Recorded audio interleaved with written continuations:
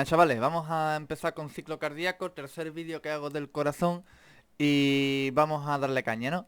Vamos a ver que tiene cuatro, como siempre, tenemos cuatro preguntas que vamos a intentar responder en la presentación. Que cuáles son los pasos del ciclo cardíaco a nivel general, cómo son las diferentes presiones a lo largo del ciclo, en qué momento del ciclo tiene lugar cada fase del electrocardiograma. Aquí estamos buscando ya relacionar un vídeo con otro, ¿vale? Cómo se relacionan las presiones con los volúmenes del ciclo. Realmente, conociendo la pregunta 2, las siguientes las podemos deducir. Aún así, vamos a intentar razonar cada una de ellas. Bien, ciclo cardíaco. Vamos a empezar, por ejemplo, por empezar por algún sitio, por la diástole, concretamente el llenado pasivo. La sangre entra a la aurícula y esta se vierte por las válvulas auriculoventriculares hacia el ventrículo. ¿Vale? Llenado pasivo, no hay contracción, nadie fuerza a, cae por su propio peso, podríamos decir. La presión en el ventrículo va a crecer y eso va a hacer que, perdón, todavía no. Tenemos una sístole auricular, una contracción de la aurícula para verter al ventrículo lo que queda de sangre, ¿no? Importante esto en patologías como la fibrilación auricular, en el que este mecanismo deja de funcionar o funciona mal, ¿vale? Importante. Si hago vídeo de patología nos meteremos en profundidad con ello. Contracción isovolumétrica, ¿vale?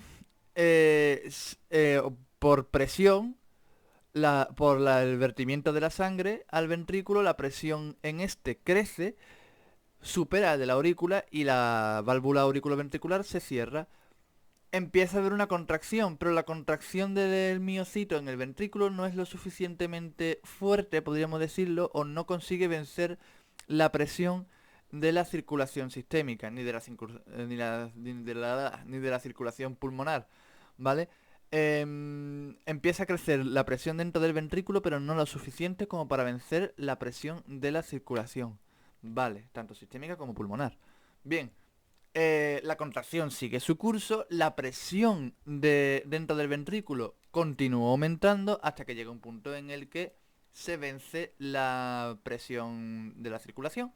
Entonces, cuando se abren las válvulas semilunares, o la válvula aórtica y la válvula pulmonar, con la consiguiente eyección o expulsión de la sangre del ventrículo hacia, hacia la circulación.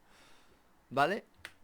Siguiente punto ya sería un periodo de relajación. Finaliza la contracción, sigue entrando la sangre a las aurículas, pero la aurícula todavía no tiene suficiente presión como para abrir las válvulas auriculoventriculares.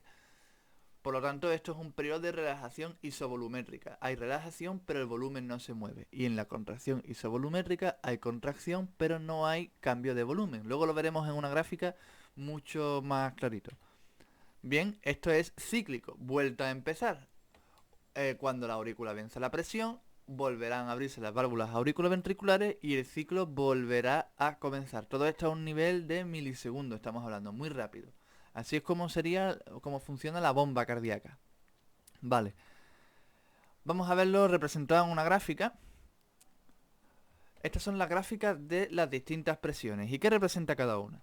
La curva roja va a ser la presión del ventrículo. La curva azul va a ser la presión dentro de la aurícula, siempre izquierda, ¿eh? Hablamos de ventrículo izquierdo, aurícula izquierda. Y la dorada va a ser la presión dentro de la arteria aorta. Vamos a ver paso por paso despacito los puntos importantes o los highlights, podríamos decir, de esta relación entre presiones. Vale, vamos a empezar. Vamos a poner el ratón para que me funcione la animación. Vámonos.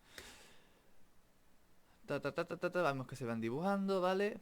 Y aquí ya empiezan a pasar cositas. Vamos a parar aquí. Qué coraje me da esto. No me deja parar con un clic.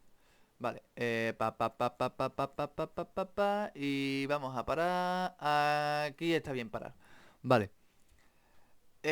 Vamos a ver qué pasa con vamos a olvidarnos momentáneamente de la presión en la aorta y vamos a ver la relación que ocurre entre la presión en la aurícula y el ventrículo. Vemos que cuando la presión en la aurícula crece, por conexión, digamos, la presión del ventrículo también crece. Esto corresponde a la sístole auricular, ¿vale? Cuando termina de caer cuando la aurícula finaliza su contracción, empieza la contracción del ventrículo y es en este cruce donde empieza el periodo de contracción isovolumétrica. Bien, hay contracción pero no hay cambio de volumen.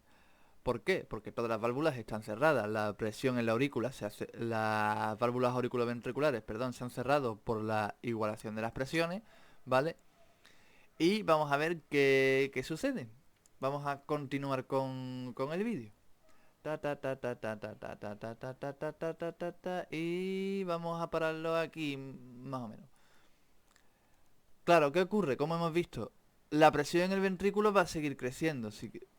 ¿Vale? Vamos a darle para atrás. La presión en el ventrículo va a seguir creciendo, ¿vale? Hasta que se pone por encima de la presión que existe en la aorta. En ese momento la válvula aórtica se abre y es el momento donde finaliza el periodo de contracción isovolumétrica y empieza la fase de eyección que hemos visto previamente. Bien, la contracción sigue su curso hasta que finaliza la contracción. Yo me cago en el Microsoft y en el PowerPoint. Hasta que finaliza la contracción. Finaliza la contracción.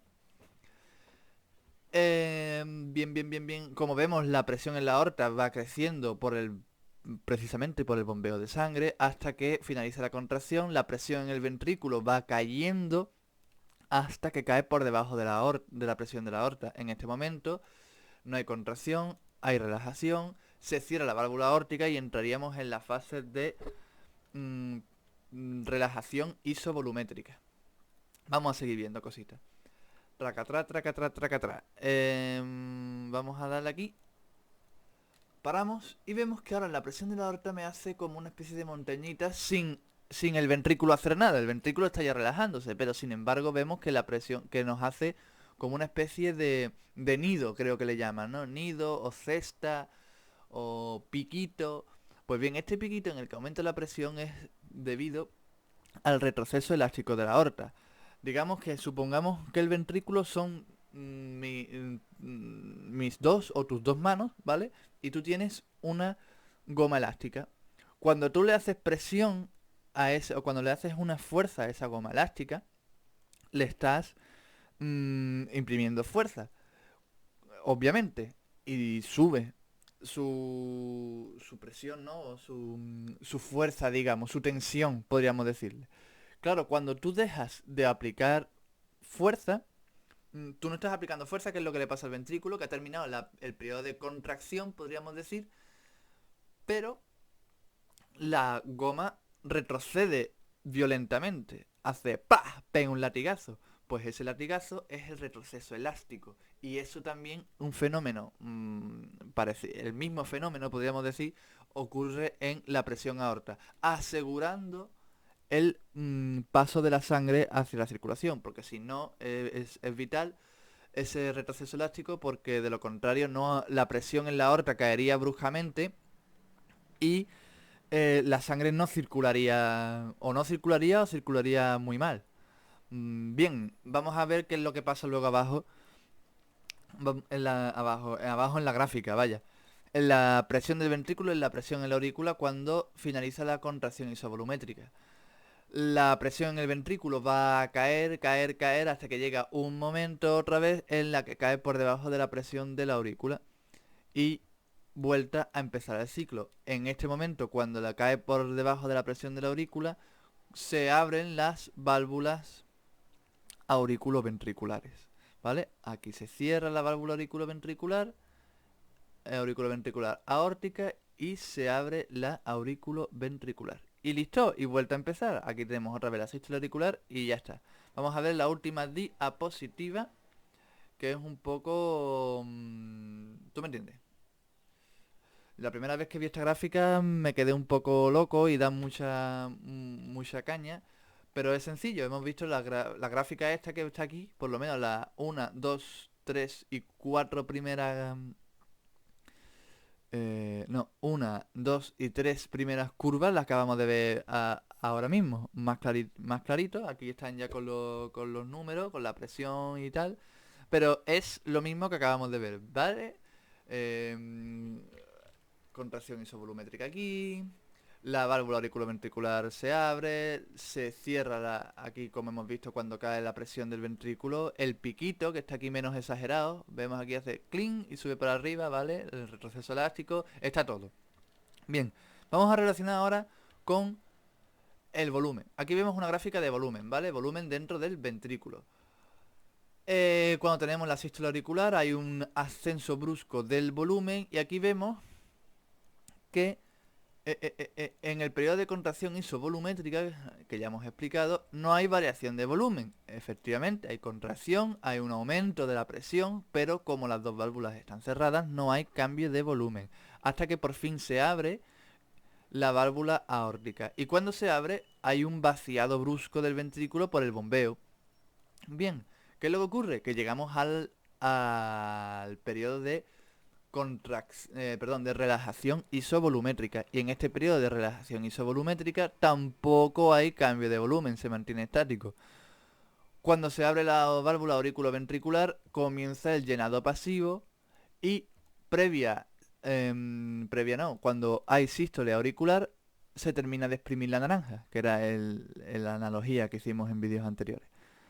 Bien, en el electrocardiograma es muy intuitivo. Sabíamos que la onda P correspondía a la despolarización auricular. Pues una despolarización trae consigo una contracción y una contracción significa en el ciclo cardíaco una sístole, pues sístole auricular. Contracción se presenta el QRS, sabíamos que era despolarización del ventrículo, pues le sucede a la despolarización del QRS una contracción y por lo tanto el aumento de presión que hemos visto es del ventrículo. Repolarización de onda T no tiene representación gráfica porque simplemente es una repolarización, no hay contracción. Podría coincidir con la diástole o el principio de la diástole. Poco más o prácticamente nada más. Tenemos también un fonocardiograma en esta gráfica que es del libro Guyton, en el que se representan los primeros ruidos. El primer ruido simplemente es decir, esto también lo veremos en un vídeo de patología si termino haciéndolo, pero vaya, el primer ruido consiste en en el cierre de la válvula auriculoventricular. El primer silencio, como se le llama, corresponde a la sístole, o el silencio corto. El segundo ruido corresponde al cierre de la válvula aórtica y pulmonar. Y le sucede la diástole, o el silencio largo. ¿Vale? Es pum, silencio, pum, silencio largo. Pum, silencio, pum, silencio largo. ¿Vale? Eso ha sido todo. Espero que haya quedado claro y que no me haya enrollado demasiado. Es la octava vez que hago este vídeo. Bueno, chavales, con la gráfica en mente, empezamos el curso. ¡Ánimo!